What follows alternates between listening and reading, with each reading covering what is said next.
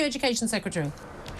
Good morning, Julia. Thank you very much. I'm going to ask for very short answers because we've got a lot to get through. And obviously, I know you're running late on a busy round. A-level grades, a load of great grades being handed out, but we are seeing grade inflation trying to come back down after the lockdown years.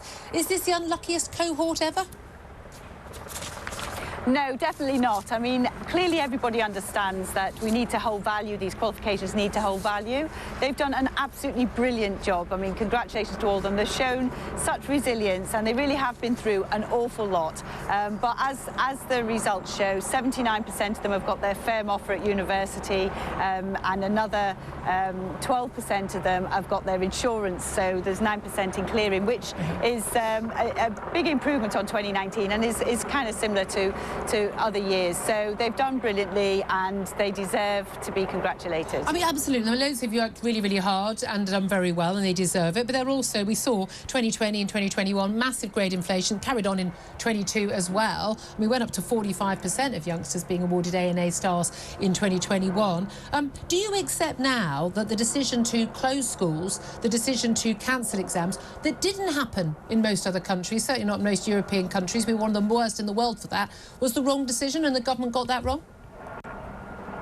Well, clearly it was a very difficult decision and it wasn't my decision at the time, but I remember being in the Department of Education at the time as the Apprenticeships and Skills Minister, and it was a really, really difficult decision. And of course there was huge health impact, and that was really what drove the decision. What was the health impact? Children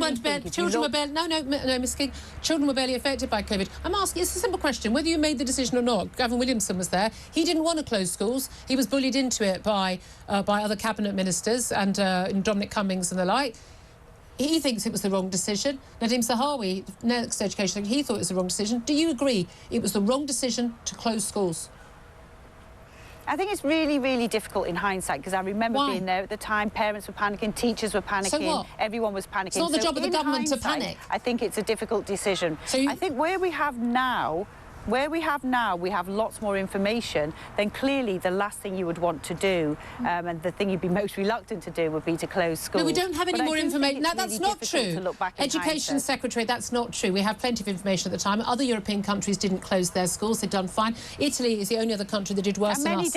And many did. We closed our schools for longer than every other but one other country in Europe.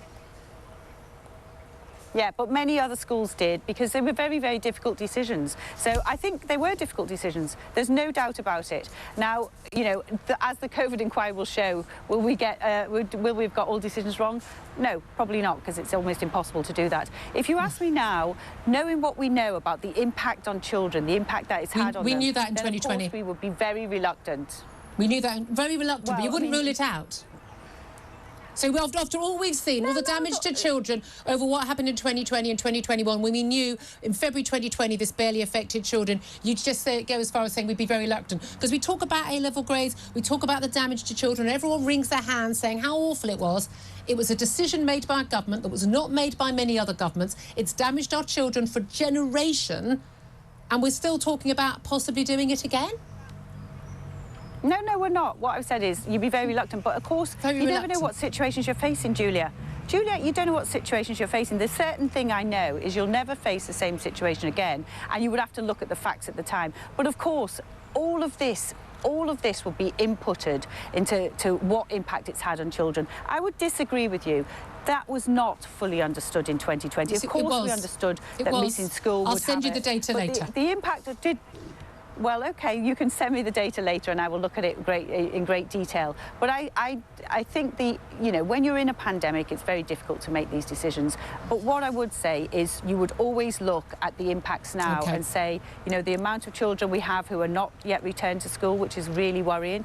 But look, we're here to celebrate the A-level students, their fantastic results, the fact that their destinations, they've got as many destinations to go to as ever. I heard you talking about alternatives to university. We've had 3 million of them click on UCAS now. We put the apprenticeships on. 3 million of them have searched for apprenticeships and look further at apprenticeships. So, you know, there are, they're changing, they're looking at the broader options that they have available, but they've done absolutely fantastically. Well, and I think going back to the 2019 grades was the right thing to do. OK, you mentioned people clicking on websites. The UCAS website has crashed this morning in the last few moments as millions of A-level students attempt to log on to find out whether they've got their place with their A-level grades. Are you confident that enough young people from Britain are going to get those places, when we're told that university clearing is going to prioritise foreign students who often pay 3 times as much in tuition fees?